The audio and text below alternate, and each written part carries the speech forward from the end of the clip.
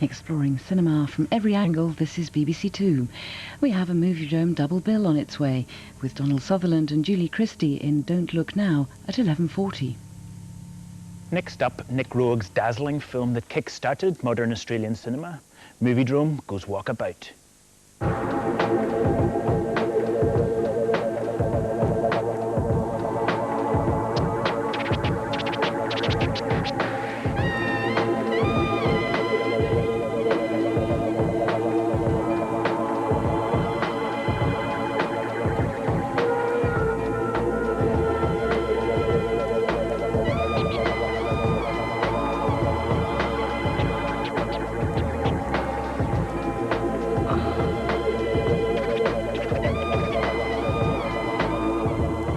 You hear so many producers today talking about the perfect script. It has to be 90 pages. It has to have every detail in it. And when they say that, I always quote this film. It had 14 pages, and look at the film that resulted.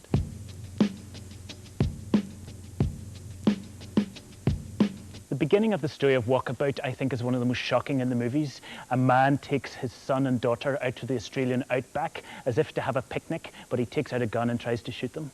The story came from a novel, Walkabout, published in the 50s by James Vance Marshall, and the story there is quite different. It's an American boy and girl rather than an English boy and girl, and instead of being taken to the outback by their father, they are in a plane crash, and that's where they land. I think this has a very big effect on the nature of the story. In the novel, it's an accident that starts the whole thing off. Here, it's something to do with the psychosis in the family. The man's going mad.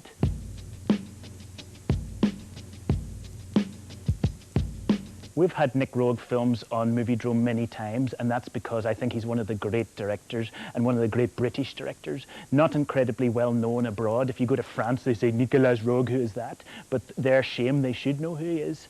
He started off as a cinematographer and shot Francois Truffaut's Fahrenheit 451 and Far From the Madding Crowd, quite an innovative cinematographer. Then he got into filmmaking, and his first film he co-directed. It was Performance with Mick Jagger, and then this film, and then classics such as Don't Look Now, which is also in this run of Moviedrome.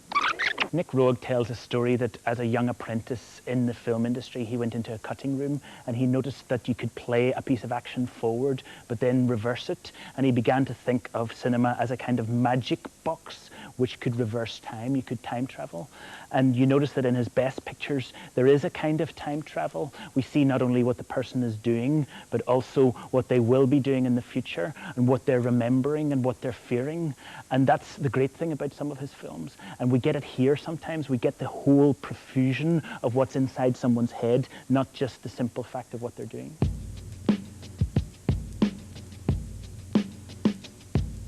I think one of the great things about this film is that it's immensely cinematic. Its script apparently was only 14 pages long. There isn't all that much dialogue, and it relies on the cinematography to tell its story and also provide its mood.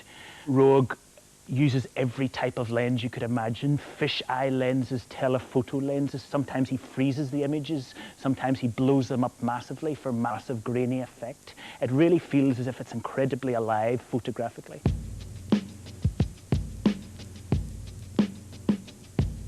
The daughter is played by 19-year-old Jenny Agata, fresh off The Railway Children. The son is played by Luke Roeg, Nick Roeg's real son, who went on to produce films himself. And the boy that they meet, the Aboriginal character, is played by David Gulpilil, who Roeg found in a real Aboriginal estate. And this changed the guy's life. He did lots of television thereafter and did films like Crocodile Dundee. I first saw this film in the late 70s, and I knew nothing really about cinema then, but I do remember the scene at the end of the picture where Jenny Agata swims naked in the pool, a very strong erotic effect that it had, I think, on a whole generation of boys at that time. What's interesting is when the film was re-released, they restored a full 5 minutes of those scenes, and so Roeg had seen that as a really big part of the film, whereas for us it was just a glimpse of something exciting.